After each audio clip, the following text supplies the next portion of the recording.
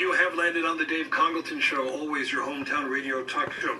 We are in conversation with attorney Mike Nolan. We're trying to make sense out of the events of the day in terms of local elections, if you're just joining us.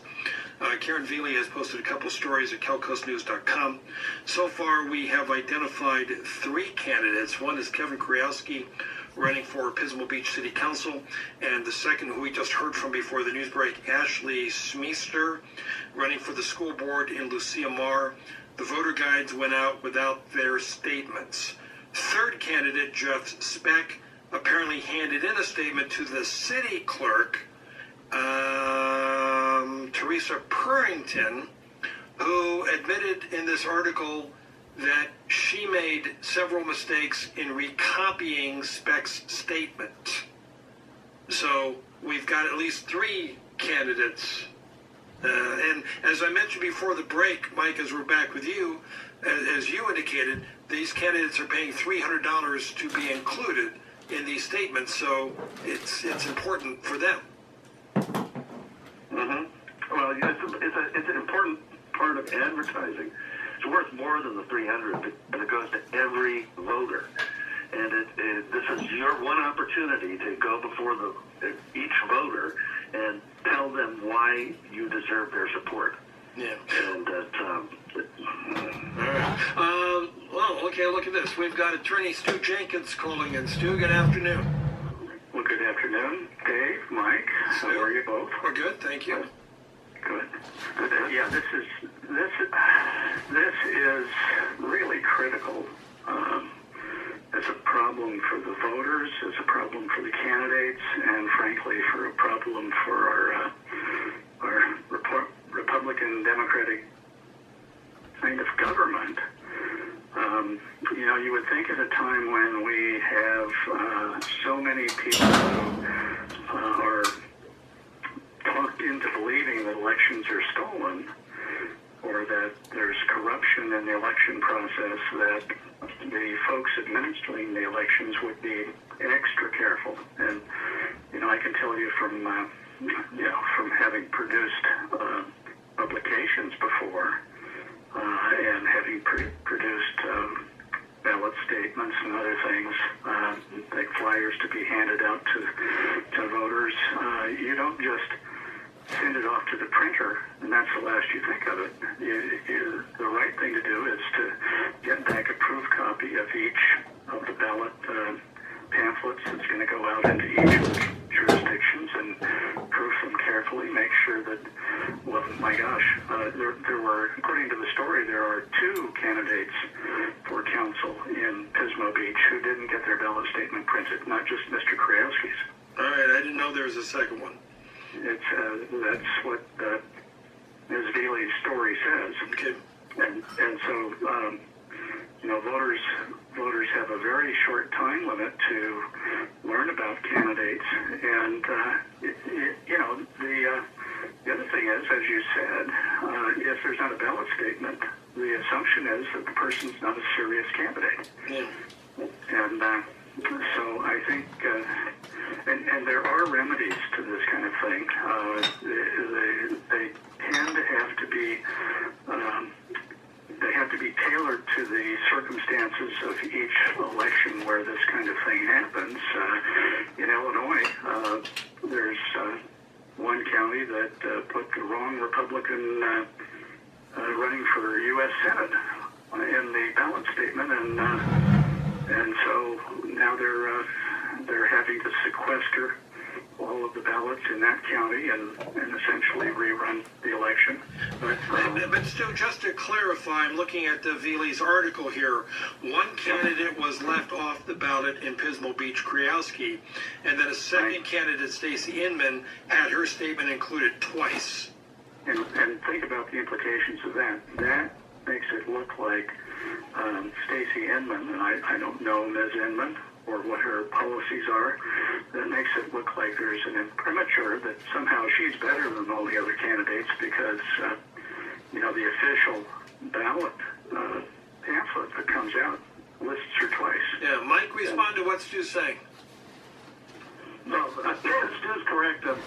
I did some research on this, and the leading case is Murphy versus San Luis Obispo in 1898, where they made a ballot for a bond issue. The county printed a ballot for a bond issue, and that if you were for the bond, yes, you marked an X. If you were against the bond, next to the word no, you marked an X. When they printed the ballot, all the letter X appeared after wherever yes was. And there was no, in other words, if you did nothing, if you just turned your ballot in, it would be counted as a yes vote. And the Supreme Court threw that election out, and they said the rule is that mandatory provisions for holding an election must be followed, and failure to do so will vitiate the election. And the question then is when the elections code talks about sending out to every voter a voter information guide, and uses the word shall, which is mandatory, is that a mandatory provision which the failure to follow undermines the election, and you have to have another one? What else, Stu? Well, I think that, first of all, at this point we know about 4 different candidates for 4 different offices in 4 different parts of the county who've had these kinds of omissions. It may be over the next week we're going to learn about omissions in, say, San Miguel or San Simeon or someplace. And the problem with these things is you have to really get into court right away in order to seek remedies. And so, but I don't, this, again, we get back to the issue of the newly elected clerk recorder, who is also the registrar of voters, who got into office claiming that she was a real professional. And apparently that has not played out in this election. Well, let's see how this plays out. It may be that the courts are going to have to intervene. All right, Stu, thank you for checking in. We are in conversation with Mike Nolan, following the story that has been unfolding over the day about 3 different candidates whose voter statements either didn't make it or have been altered. And we are joined now by one of the candidates. Here's Jeff Speck, candidate for mayor of San Luis Obispo. Hey, Jeff. How are you folks today? The question is, how are you? Well, I'm very unsatisfied, but this is why I put in my candidate statement that we have a staph infection. Well, but because okay. We do. Well, we got a serious problem with staph. Yeah, Jeff, back up. Just tell the story. What happened today? What happened to your voter statement? Well, I went in to confront both the clerk with the county, Elena, because I believed that it was the fault of Elena that had done the misprinting, and she had brought me a signed document which Teresa Purrington signed, and that Teresa walked over and hand-delivered to her. And the misspelling that was done in my candidate statement, my ballot statement, it made me look pretty silly. They are simple words. One of them is, and the other should have been our, but they put it for is and out for hours, so it kind of makes me look stupid. Why did Jeff? Why were they recopying your statement? This is a very good question, and I videotaped this, and I asked Teresa Purrington when I got I got a copy of that document from the county clerk recorder, and then I went back to Teresa Purrington, and I asked her why she rewrote it. Because and what she said clearly misspelled it. Yeah, stay with me, Jeff. And why did she recopy it? Well, she claimed that what I had handed in needed to be retyped, and that this was pretty much her excuse. She tried to lay the blame on me, is what she did. That's why I videotaped all this. I plan on putting it on SpechtSolutions.org so people could see what they do. All right, hang on, Jeff. Mike, comment on what Jeff is saying, please. Well, many years ago I worked in the elections office in San Luis, and I've been involved in a number of different counties. And the rule is you do not change anything that the candidate gives to you. If there was a problem with the statement by Mr. Specht, it was their duty to not accept it and return it to you, saying, no, you have to fix this, or you have to put this on a different form, or give you an excuse why they're rejecting it. Otherwise, once you turn that in, your statement became a public document. And then, as a public document, there's laws against changing public documents, and the clerk, the city clerk, of all people, has to be aware of. And I guess the other point is that I've never heard of an elections official changing or retyping a ballot statement.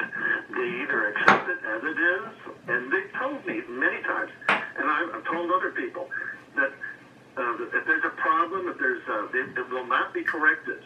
It'll be printed as you turn it in. And so if there's any misspellings, any typographical errors, that's on you, not them. Right. And the second thing is, this is a college town. People are concerned about how you can express yourself, whether you can write a sentence or not. Yeah. So, Jeff, what redress do you have? What recourse do you have? Well, what I would suggest, and one of your previous phone callers suggested it as well, I think at the very least that the city needs to send out a mailer for my statement and, fix it.